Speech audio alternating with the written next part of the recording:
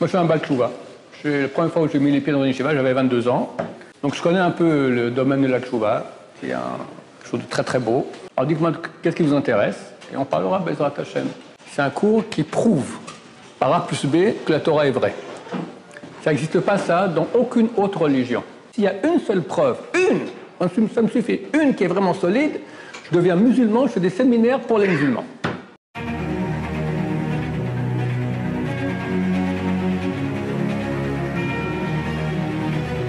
Moi, je suis un Baal Tchouva. La première fois où j'ai mis les pieds dans une yeshiva, j'avais 22 ans. Et puis voilà, je suis devenu Rosh Yeshiva après. Donc je connais un peu le domaine de la Tchouva, qui est quelque chose de très très beau.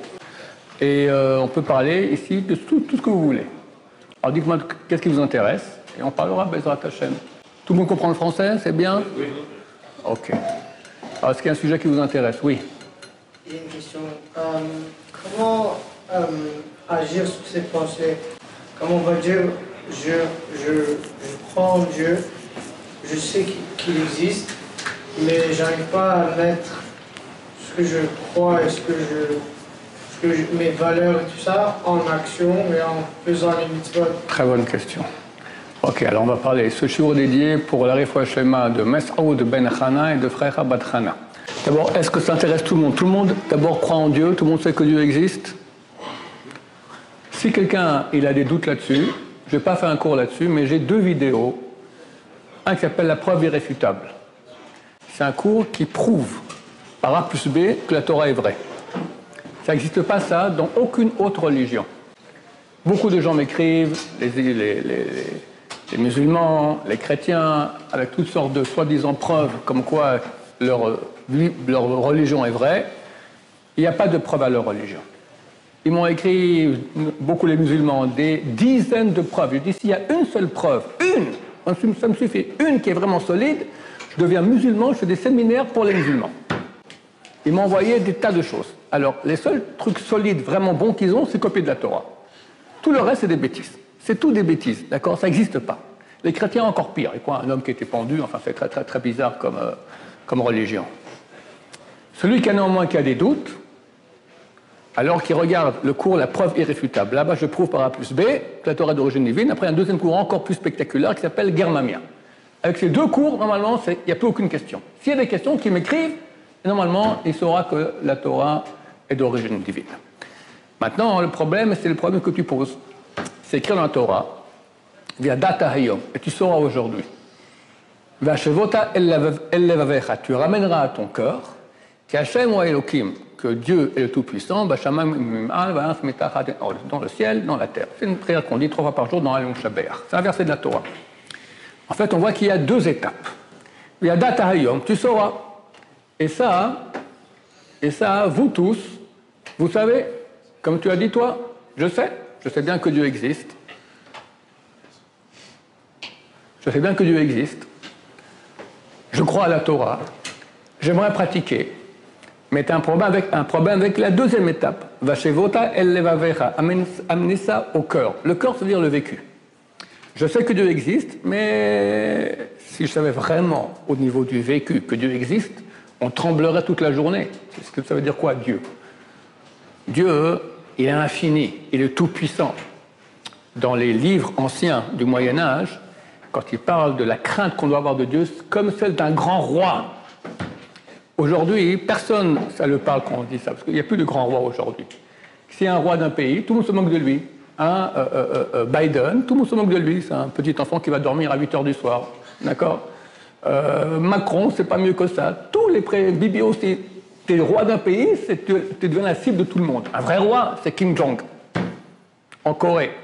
D'accord? Quelqu'un qui dit un mot contre lui, il se coupe la tête. Ça, les gens ont peur de ce roi.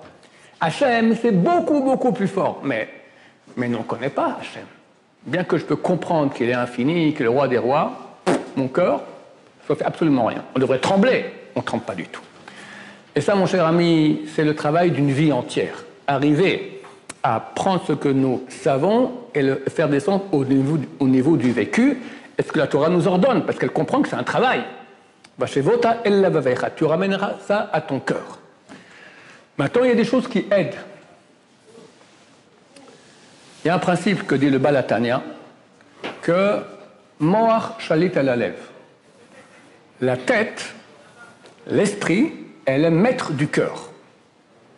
La tête, elle peut gérer le cœur. C'est quoi ces deux parties qui sont en moi, la tête et le cœur? En fait, il faut comprendre que il y a trois personnes en nous. Il y a, comme ça dit la Kabbalah, Nefesh, Ruach, Neshama. Le Nefesh, c'est la partie animale. Le Nefesh, la Torah, ça ne l'intéresse pas du tout. La partie la plus haute, c'est la Neshama. Elle, ce qui l'intéresse, c'est Dieu. Dieu, la Torah, faire des bonnes choses. Nous, on n'est ni ça, ni ça. On a un Nefesh, on a une Neshama. Nous, le vrai nous, c'est le Ruach. Ruach, c'est quoi? C'est un vent. Pourquoi un vent? Parce qu'il bouge. Il bouge. Le matin, Rosh Chodesh aujourd'hui, tu es dans ton lit. Tu as été à 3 heures du matin dormir, et Michael et Dov, ils viennent vous réveiller à 8h08, faites vite, il y a le Rav Ron Shai qui vous attend. D'accord? Tu dois te lever du lit pour aller prier. Le Nefesh, qu'est-ce qu'il dit? Il dit, je suis fatigué, laisse-moi dormir. Le Neshama te dit, lève-toi, allez prier Dieu, Rosh Chodesh. Bagarre entre les deux. Toi, tu décides. C'est toi au milieu qui décide.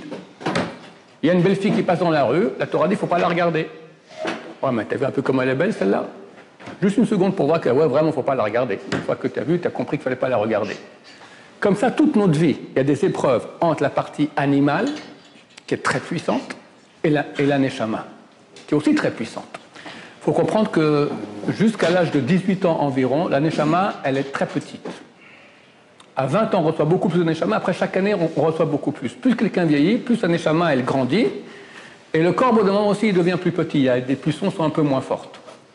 Mais au début, c'est tout le contraire. Les pulsions du corps sont très puissantes. La Neshama, elle dit des choses, mais bon, on l'entend à peine. Et nous, on est au milieu, il faut choisir. Maintenant, il y a un moyen, comme du Balatania, Moach shalit al halev. L'esprit, il peut être le maître du corps. La Neshama peut être le maître du Nefesh. C'est ça le job, c'est ça notre job sur Terre. Dieu a voulu qu'on soit les maîtres du Nefesh. Mais pour ça, il faut faire actionner beaucoup la Neshama. Si on ne fait rien, alors c'est le Nefesh qui parle. À quoi ça ressemble? Il y a un cavalier sur un cheval. Maintenant, le cavalier il a un micro et le cheval il a un micro. Le problème c'est que les deux ça arrive au même haut-parleur et quand ils parlent, il y a un seul haut-parleur. Moi, j'entends et je dis « je ». Quand je dis « je », qui c'est? D'habitude, c'est le cheval. J'ai faim, j'ai soif, j'ai pas envie, je suis fatigué, elle est sympa, d'accord? Ça, c'est le jeu, le cheval qui parle. La tête, c'est le cavalier. Le cavalier, il dit « j'aime Dieu, viens, on va faire maintenant une mitzvah, viens, on va étudier la Torah ». Directement, le cheval dit « non, ça ne m'intéresse pas ». Dans la majorité de l'humanité, tous les cavaliers des chevaux, ils sont endormis. Le cavalier, il dort, et le cheval, il gambade, il fait ce qu'il veut. Puis quand, des fois, le cavalier, il ouvre un peu les yeux, il dit « oh, oh, oh », le cheval, il lui fait un rodéo comme ça, il l'envoie balader. D'accord? C'est-à-dire que chez nous tous, il y a un cheval sauvage. C'est nous. Et il dit « je ». Il dit « je ». Quand tu dis « j'ai faim, je suis fatigué », qui c'est? C'est pas toi, c'est ton corps. Ton corps, c'est pas toi. Tu as reçu un corps, mais c'est pas toi. Je suis pas un corps. Je ne suis pas un corps. Mais alors, ta chaîne, tu vas te marier. Tu auras une fiancée que tu aimeras beaucoup. D'accord? Tu la regardes droit dans les yeux. Tu lui dis, je t'aime, ma chérie. Maintenant, à qui tu parles? À ce que tu vois en face? Qu'est-ce que tu vois en face? Un peu de chair, un peu de maquillage, les yeux bleus. C'est quoi les yeux? C'est de la gélatine. Et tu la regardes profondément dans le noir des yeux, la prunelle. C'est quoi le noir des yeux?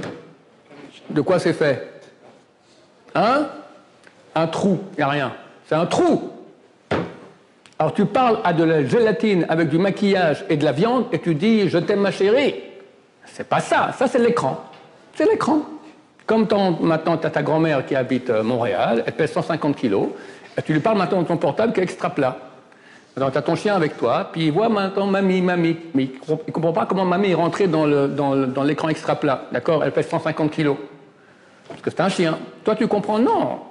c'est un écran. Mamie, elle est à Montréal. Moi, je parle à l'écran et je vois mamie par le biais de l'écran. De même, quand tu parles à ta fiancée, tu parles à son âme par le biais de l'écran qui est son visage. D'ailleurs, en hébreu, visage, on dit panim. Panim, ça veut dire, on peut lire aussi en hébreu, pnim. C'est quoi pnim? L'intérieur. Misrad apnim, le ministère de l'intérieur. D'accord? Pnim signifie intérieur en hébreu. Donc le visage, c'est par là qu'on peut voir l'intérieur de la personne. Mais c'est un écran. Donc il faut comprendre que nous, on n'est pas des corps, on a des corps. C'est une nuance très importante. Comme ça, je comprends que comme mon âme, je m'énerve, j'ai faim, j'ai envie de regarder une fille, j'ai envie de dormir, j'ai envie de faire une manière, n'importe quelle chose qui provient du corps. Comprendre? C'est pas moi. C'est ma nefesh behemit, c'est mon âme animale. Rien que penser ça déjà, ça va déjà t'aider beaucoup à situer. Tu maîtrises déjà. Parce que si tu dis c'est moi, c'est dur de se battre contre moi. Si tu dis maintenant c'est pas moi, c'est mon âme, mais mon âme animale. C'est l'animal qui est en moi. Ah, il s'est énervé, ce stupide idiot. Tu parles de toi, d'accord, mais c'est pas toi, c'est l'idiot qui est en toi. Le fait de déjà pouvoir situer en toi que ça provient de l'animal qui est en toi, ça aide déjà beaucoup à mieux gérer. Maintenant, il est impossible de gérer l'animal si le cavalier est endormi. Le cavalier il doit être là, bien tenir l'animal, et le cavalier, comme je dis, c'est la raison, il faut renforcer la raison, sans cesse. Ça, il n'y a pas plus important pour renforcer la raison que l'étude de la Torah, et spécialement ce qu'on appelle le moussar. Le moussar, ce sont des livres qui aident à maîtriser le corps. Moussar vient ça signifie, c'est comme corriger, d'accord? C'est des livres que tu lis qui réveillent ton âme. Tout à coup, tu dis à Yom Kippour, d'accord? Bon, quelqu'un fait des bêtises avec une Goya cette année. Oh, Yom Kippour, il fait tchouva. Maintenant, la gueule lui dit on peut se voir Yom Kippour. Yom Kippour, au moins ce jour-là, je fais rien, d'accord? Et il regrette. Pourquoi? Parce que c'est un jour saint qui réveille l'âme. Et l'âme, elle est tellement, à Yom Kippour, on est tellement proche de Dieu, on dit la Goya, mais jamais de la vie, terminé. Le lendemain, on retombe, d'accord? Mais au moins, Yom Kippour, on ne tombe pas. Ça veut dire qu'il y a des choses qui réveillent l'âme. Il n'y a rien qui réveille plus l'âme au jour le jour que l'étude du Moussar. Il y a des livres, Messat Yesharim, Chavot El Vavot, beaucoup de livres, et les cours que nous on fait, d'accord? La majorité de mes cours que je fais, moi, c'est du Moussar. Sur Internet, tu as beaucoup de rabbins, en anglais, en hébreu, en français, qui parlent du Moussar. Plus tu vas écouter, plus tu vas avoir des forces contre le Yetzer Hara. Et au bout d'un moment, tu vas maîtriser ton Yetzer Hara. Et là, tu pourras réaliser ce qu'écrit la Torah, Vashevota et Levavecha. Tu ramènes à ton cœur. Ton cœur, il est propre. Ça, c'est être sadique. D'accord? Si tu es propre sur tout, tu es sadique. Mais arrivé, chaque petit pas qu'on fait, il faut savoir qu'en spiritualité, dans le rapprochement de Dieu, chaque petit pas qu'on fait minuscule, il vaut infini. Olam haba, c'est infini. Nous, on est fini. On est fini. Tout le monde, à l'âge de 120 ans, capote, sous terre. Mais c'est le corps qui est sous terre. Nous, on va rester pour l'infini. Quand tu fais une mitzvah, tu crées une réalité qui va rester pour l'éternité, infinie. Combien ça vaut? Combien ça vaut 1 milliard de milliards de milliards de milliards par rapport à l'infini? Tu étudies un peu de maths? C'est rien du tout. Rien du tout, zéro. 1 milliard de milliards de milliards de milliards par rapport à l'infini, billion, ça vaut zéro. Une fois, j'ai raconté ça à mes enfants à table, Shabbat. J'avais une fille avec 15 ans à l'époque, il dit « Papa, je ne comprends pas. Toi, tu me dis maintenant que ce monde-ci, toutes les envies de ce monde, les filles, bon, à mes enfants, je ne parle pas des filles, mais à vous, je vous parle des filles, d'accord, Internet, la bouffe, dormir, tous les kiffs, d'accord. Moi, je dis ça vaut zéro. Par rapport à une mitzvah que tu fais qui vaut infini. Elle me dit, mais c'est pas vrai que c'est zéro. On peut dire que c'est zéro, on est bien là. Dit que c'est très, très, très, très, très, très petit. L'infini est très, très, très grand. Mais il y a quand même ici un monde qui existe et qui est bon. C'est bon, on l'a masé, c'est bon. Une fille, c'est pas bon. Il n'y a rien de plus beau. Est-ce qu'il y a une chose qui est plus belle qu'une fille dans le monde? Moi, je ne connais pas. D'accord? Tu me dis que c'est rien. Je dis, en maths, c'est écrit que 1 milliard de milliards de milliards par rapport à l'infini, ça vaut zéro. Elle me dit, je ne suis pas d'accord. Elle dit que c'est très très petit, mais pas zéro. Monsieur, qui a raison? Ma fille ou les maths? Les maths? Mais elle a raison. Regarde que lui que c'est zéro. T'as vu la fille? C'est zéro. C'est Miss Monde. Tout divisé parle de l'infini, c'est zéro. Mais elle est là, la fille. Ne me dis pas c'est zéro. Non, mais c'est elle pas va zéro. pas être là dans 120 ans. Ok, mais là, maintenant, elle est là. Ne me dis pas que c'est... à l'infini, c'est zéro. Pas mal. Je suis d'accord avec toi. Mais la fille, elle te dira, je comprends pas.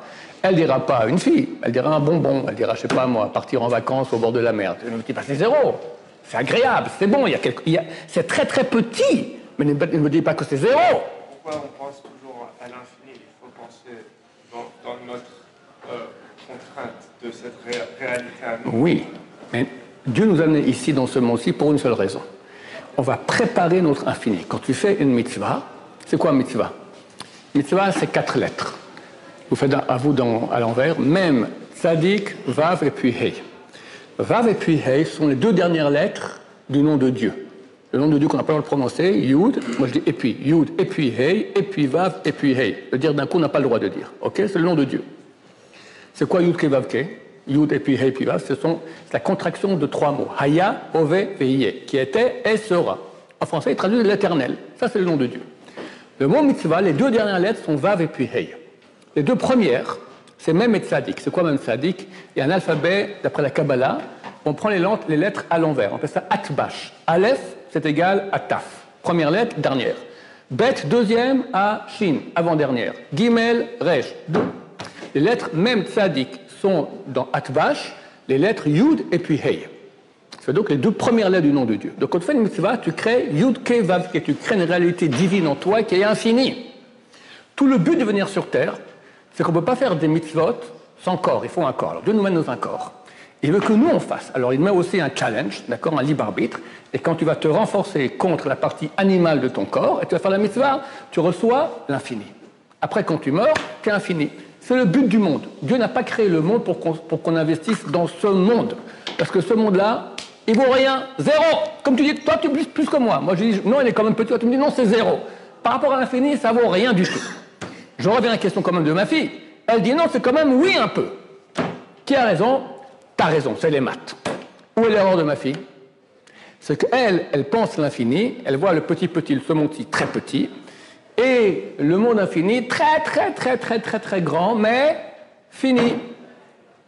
Quelqu'un qui n'a pas un esprit beaucoup développé ne peut pas imaginer l'infini. Impossible. Imaginer vient du mot image. Est-ce qu'on peut donner une image à l'infini? On ne peut pas, parce que l'infini, il n'a pas d'image. Une image, c'est fini. Donc, elle, dans son esprit, se trompe. Elle se dit, l'infini, Olam Haba, c'est très grand, mais fini. Et Olam Hazé, c'est très petit, mais c'est là. Mais si on se rendait compte vraiment que c'est infini, alors Olam Hazé n'a aucune valeur, rien. Le piège, c'est que quand on va naître, un enfant qui va naître, est-ce qu'il a une idée de l'infini? Il a une idée de Dieu? C'est marqué qu'il est entièrement Yetzer Hara. T'as vu un petit enfant quand il mange? Il tient comme ça, et il tient déjà dans la main la suite, pour pas qu'il lui manque un peu de manger. Et s'il n'a pas reçu ce qu'il veut tout de suite, il se met à hurler. On va l'éduquer, lentement. Et une éducation, c'est pas qu'il arrête de mettre le doigt dans le nez, ou qu'il hurle quand il veut manger. Une éducation, c'est connaître maintenant le vrai sens de lui, investir dans ce qui est vrai, ce qui est infini. Le monde, c'est le moyen d'investir dans l'infini. Et le piège est que, vu que nous, on n'a pas connu l'infini quand on est né, le Serato vient beaucoup plus tard, à l'âge de 20 ans, etc., 18-20 ans, alors on est très investi dans ce monde. Et il est bon, ce monde. Il faut arriver à corriger cela et nous battre contre la partie animale qui est en nous pour faire des mitzvot, comme ça on gagne l'infini, mais dans sa chaîne. Oui. Pourquoi on se bat contre la partie animale? Pourquoi on travaille en liaison avec ça? Très bien, regarde, c'est comme je dis, le cavalier et le cheval. Alors on ne dit pas que le cavalier, il tue le cheval, il va à pied. Le cheval, il a besoin de nourriture. Oui, alors très bien. Donc un cavalier intelligent, il ne va pas tuer le cheval, il va utiliser le cheval. Quand le cheval, lui, il veut aller gambader, il veut aller voir des juments, d'accord? Le cavalier lui dit non, on va en haut de la montagne. Ça l'embête. Alors, on ne dit pas que le cavalier va monter à pied lui-même, il monte avec le cheval. Le soir, il lui dit, tu étais un bon cheval, tiens, voilà, tu as à manger, tu as à boire, il faut une jument, tu as une jument aussi, mais c'est le cavalier qui décide. Personne ne dit qu'on va arrêter de dormir, on va arrêter de manger, on va arrêter de se marier, on va arrêter... Non, les curés ne se marient pas. Non, on se marie, on fait des enfants, il n'y a aucun problème. Mais c'est géré par moi, c'est géré par le cavalier, pas par le cheval. C'est ça la différence, tu comprends? On ne dit pas qu'il n'y ait pas de cheval. On dit que le cheval, c'est comme une voiture. C'est mon instrument qui me permet d'avancer. Mais si maintenant le cavalier s'endort et la voiture ou le cheval va faire ce qu'il veut, c'est fichu. Oui. Mais on ne peut pas dire que moi je suis plus du côté de votre fille. Désolé. Pas de problème. C'est pas que le monde c'est zéro.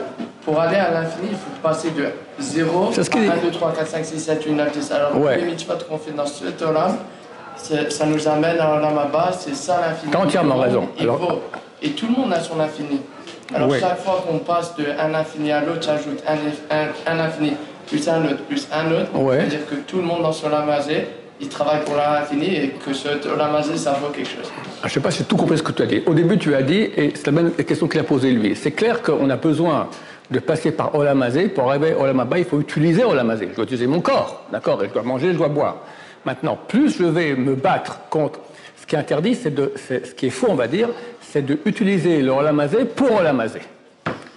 Quelqu'un, je ne sais pas, voilà. La Torah nous dit qu'il faut dormir la nuit. Maintenant, toi, tu rajoutes encore 12 heures de sommeil. Pourquoi? Tu pourrais te lever. Mais bon, le corps, il est paresseux. J'aimerais bien rester au lit, c'est bon, il fait bon, etc. Dans le lit, d'accord. Le dimanche, en France, par exemple, il y a des gens qui mettent même pas, ils n'enlèvent pas le pyjama le dimanche. Pourquoi s'habiller? Pour devoir mettre le pyjama le soir. Ils restent habillés. Ils vont au petit déjeuner au lit, d'accord. Tellement ils sont paresseux. Ok. Alors la Torah dit non, mon cher ami.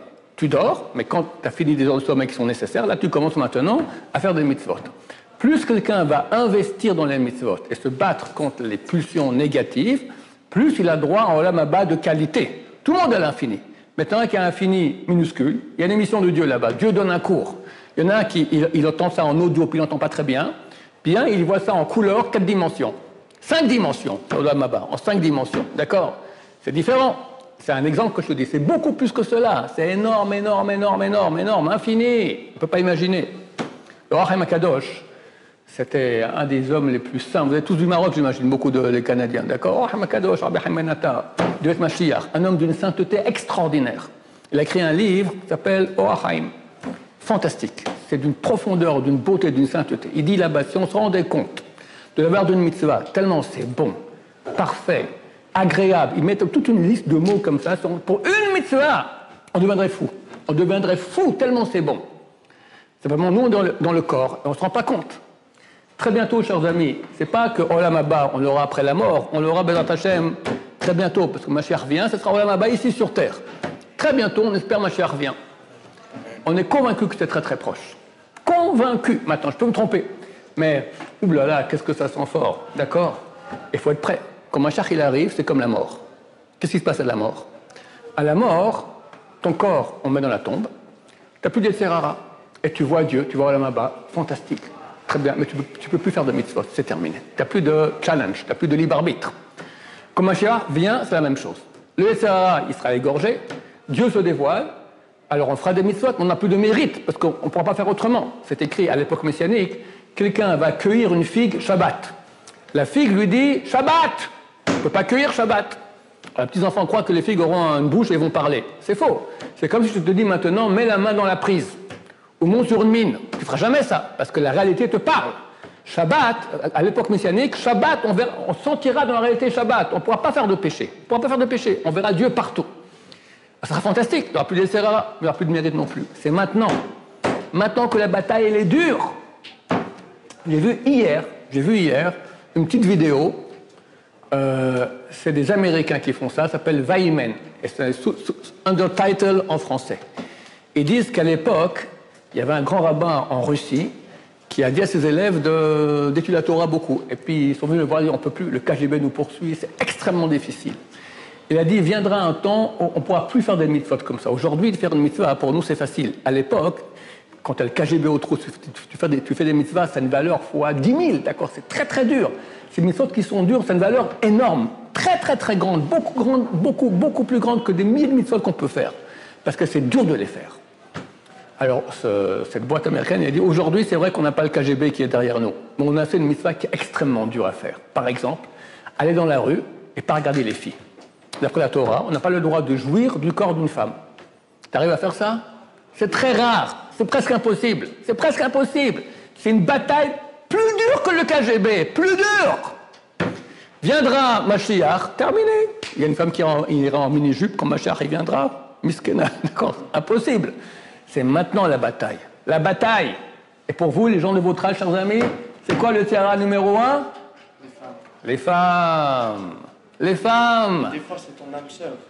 Des fois, Kadosh Baruch Hu, il t'a mis des âmes sœurs dans la terre. Dieu n'a pas dit pas de femme. Il dit ta femme. Tu veux, chez Dour, tu te maries, terminé. Mais une copine, chas v'shalom. C'est le pire dans la Torah. Je veux dire un truc que je n'aime pas dire sur Internet. Si un goy vient, me met un pistolet sur la tempe et me dit mange du porc, Shabbat, tu égorges le porc, Yom Kippour, qui tombe Shabbat avec les dents et tu les manges crus. Ou je te tue. Qu'est-ce qu'on fait? On fait tout? Non. On transgresse Shabbat, Kippour, le porc, avec bracha, les batala. D'accord? Hein? Moi, je meurs. Non, t'as tort, t'as pas le droit. Pourquoi? Parce que c'est marqué, elle a mitzvot asher ta'aseh v'chai. Voici les mitzvot que tu feras et tu vivras dans ces mitzvot. Il faut vivre et pas se faire tuer. Il y a 3 mitzvot qu'il faut se faire tuer et pas transgresser. Je te dis, fais avodah zara, prosterne-toi devant l'église, tue ton prochain, et en français ils disent l'adultère. Mais c'est des bêtises, c'est pas vrai, c'est pas l'adultère. C'est tout contact physique avec une fille qui est plus que poli. Tu prends ta copine, Christy ou Rachel, et tu lui prends la main, gentiment, ma chérie, tu l'embrasses la main. Le gars, tu dis, ou tu l'embrasses la main ou je te flingue. Tu lui dis, tire. Là, tu as raison. Dans ce cas-là, il faut préférer tuer. Tu comprends ce que ça veut dire? Tu as Kippour, du porc, mais jamais de la vie. Mais pourquoi si on va la marier? Tu vas la marier au mariage, pas avant. Au mariage, elle est nida avant le mariage. Une femme qui n'a pas été au mikvé, elle est nida, c'est issour karet. Karet, c'est très grave. Attends, si elle est au mikvé, alors c'est un interdit de la Torah, comme manger du porc. Et manger du porc, tu vis, tu ne te fais pas tuer, tu manges le porc, alors que la fille, il faut se faire tuer. Ça, c'est les sages d'Israël qui ont écrit. Est-ce que c'est vraiment péché? T'as entendu ce que je t'ai dit? Comment je dois faire pour expliquer ça? C'est juste tellement. C'est écrit Mais quand tu dans le te Shulchan maries, Aruch, Yoredea, chapitre 157, alinéa 2, dans le char 10. Là-bas, tout interdit de la Torah concernant les filles, il faut préférer se faire tuer que de transgresser. Où c'est marqué dans la Torah? Lot ikrevou les galot erva. C'est écrit dans Parashat Acharemot. C'est Vaïkra, chapitre 19. Vous vous rapprocherez pas de la erva. Erva, c'est la relation. C'est quoi se rapprocher? On appelle ça les préliminaires. Prendre dans tes bras, l'embrasser, la caresser, tout ce qui est plus que bonjour madame. Bonjour madame, c'est interdit, mais c'est des rabbinans. Si c'est plus que ça, c'est déjà un plaisir, c'est interdit de la Torah. Et tout interdit de la Torah, sexuel, mieux vaut se faire tuer que transgresser. Écoute, si j'étais le bon Dieu, j'aurais dit permis. Mais Manasseh, c'est pas moi le bon Dieu. D'accord? Et c'est évident que c'est l'épreuve numéro 1 de la jeunesse aujourd'hui. Mais si on a fait ça, alors... On fait tchouva. Mais on fait tchouva au mariage. Sous la Je veux dire quelque chose. C'est écrit que le jour du mariage, c'est comme Yom Kippour. Et Yom Kippour, quelqu'un fait tchouva, on pardonne ses péchés. Et c'est écrit, celui qui dit je vais faire des péchés, et à Yom Kippour le fait tchouva, il fera pas, Yom Kippour ne pardonne pas.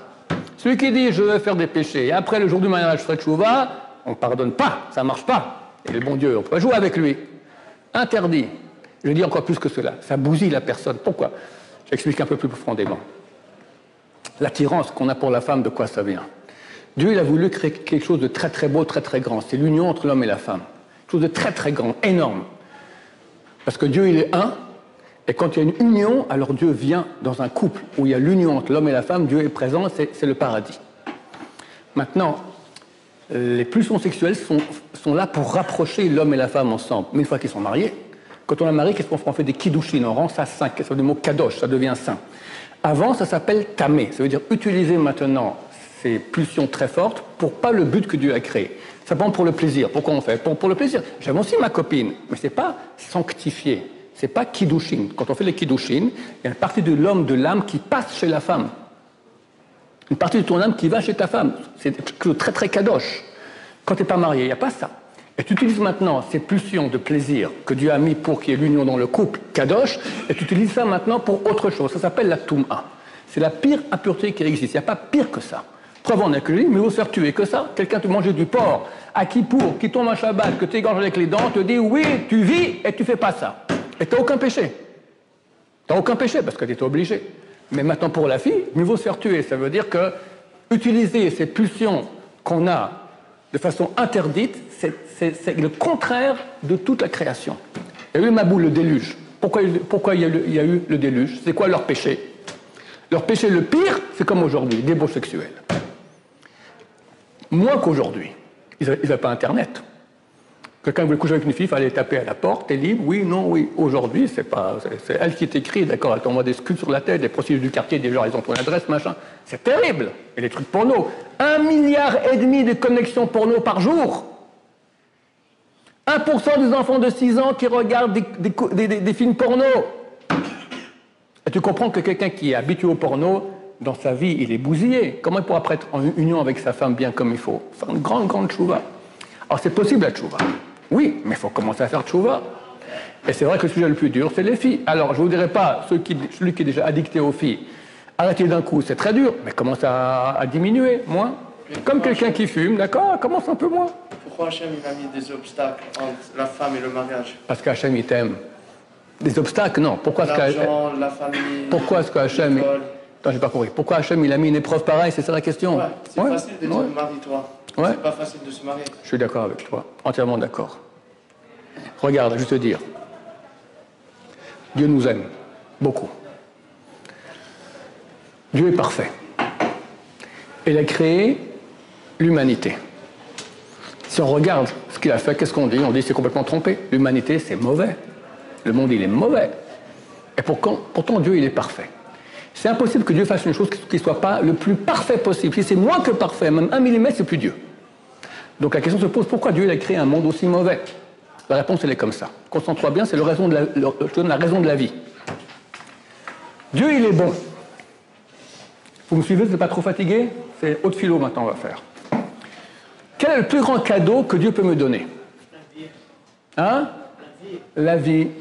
Oui, non, je sais pas, la vie d'un chien, c'est pas... Il y a beaucoup de gens qui n'aiment pas la vie, hein? C'est tellement l'air dur, la vie. Neshama, ouais, bon, peut-être, je sais pas, bof. Les enfants, ouais. Des fois, on regrette qu'on ait des enfants tellement ils sont durs. La parole, c'est bien, ouais, mais non, mais je vous dis maintenant, Dieu, il est parfait, il doit connaître un cadeau qui est extraordinaire. Tu me dis la parole, c'est bien, c'est des bons cadeaux, mais c'est des petits bonbons. On veut, tu parles comme un religieux. Je te parle quelque chose de le plus extraordinaire, grand, fantastique qu'il y a dans la réalité. Qu'est-ce que c'est? Le mitzvah. Les femmes. Ah là là là là. Qu'est-ce que tu as dit? Les mitzvahs, sa femme. Ouais, il a dit ça, t'es pas le premier, ça va. Bon, regardez, messieurs, on va travailler ensemble. On va dire les mitzvot. T'as la Torah. Qu'est-ce qu'il y a qui est plus grand que la Torah? Hein? C'est quoi la chose la plus parfaite qu'il y a dans la réalité? Les femmes. Ah. Akadosh Baruch Hu, Dieu. Dieu va dire, je vais te donner, moi je suis bon, je veux donner. Qu'est-ce que je vais donner? Dieu va dire, c'est bon ce que tu dis, mais on va avant ça. Dieu, ce qu'il veut nous donner, la chose la plus grande qu'il y a, c'est lui-même. Je te donne moi. Chose de plus grand que Dieu? Impossible. Ça contient les femmes, ça contient l'argent, ça contient le Club Med, ça contient les vacances à Wildwood, comme ça on appelle ça Wildwood, d'accord? Ouais. Ça contient tout. Key West. Michael, vous savez l'histoire de Michael ou pas? Voilà, bon, voilà. Dieu, il a tout, en beaucoup mieux. Ok, alors Dieu va me donner lui, mais c'est quoi lui? Alors on a vu son nom auparavant, c'était celui qui était et sera, celui qui est, être. Il faut comprendre que dans le monde, tu as le domaine minéral, végétal, animal, humain et les anges. 5 domaines. Dans tous les domaines, à part humain, c'est tout des robots. Un caillou ne peut pas dire j'aimerais être une fleur. Une fleur ne peut pas être, une tulipe ne peut pas dire j'aimerais être une rose. Un animal, il n'a pas le choix. Tous les choix qu'il a, c'est d'après sa nature. Les anges non plus. C'est tout des robots. Est-ce qu'un robot est? Il n'est pas, c'est rien. Il peut être très très actif. Mais tout ce qu'il fait, c'est moi qui ai programmé. Il n'a rien, c'est une machine. Toute la réalité, ce sont des machines. Tout. Le big boss, c'est Dieu. Et Dieu décide de créer un homme dont Dieu ne sera pas le big boss. Les anges ont dit, tu ne peux pas faire une chose pareille. C'est toi le big boss, personne d'autre. Et il dit, je crée l'homme Mais les anges ont dit, mais il vient se révolter contre toi, c'est ce que je veux. Que l'homme puisse avoir un libre arbitre. Quand tu as un libre arbitre, tu es. Tu es, c'est toi qui décides. On est d'accord là-dessus? Pour qu'il y ait un libre arbitre, qu'est-ce qu'il faut? Il faut qu'il y ait deux options. La vérité et le mensonge. La neshama, le nefesh, comme on l'a dit auparavant. Et moi, je suis le roi au milieu qui décide. Quand je peux décider entre les deux, et je décide, je suis. Je vais commencer à être. Maintenant, je peux être petit, je peux être grand. Quand je décide de rester au lit, je suis très petit. Quand je décide de me lever, d'aller prier, je deviens beaucoup plus grand. Quand je fais une mitzvah, on a dit que le mot mitzvah c'était Yudke Vavke, je fais un acte divin. Donc Dieu veut me donner l'occasion. Donc Dieu veut me donner l'occasion d'être, mais d'être de grandeur divine. Vous savez qu'il y a une Gemara qui dit, on finit dans 5 minutes, tenez bon encore, ok?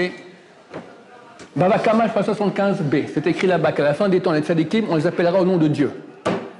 On va l'appeler Yudke Vavke, Elohim, Shakai, des êtres humains. On les appelle Dieu. Pourquoi? Parce que quand quelqu'un fait des mitzvot, il reçoit en lui des parties divines. Il devient Dieu. Dieu veut nous donner la chose la plus grande qu'il y a, c'est lui. Comment?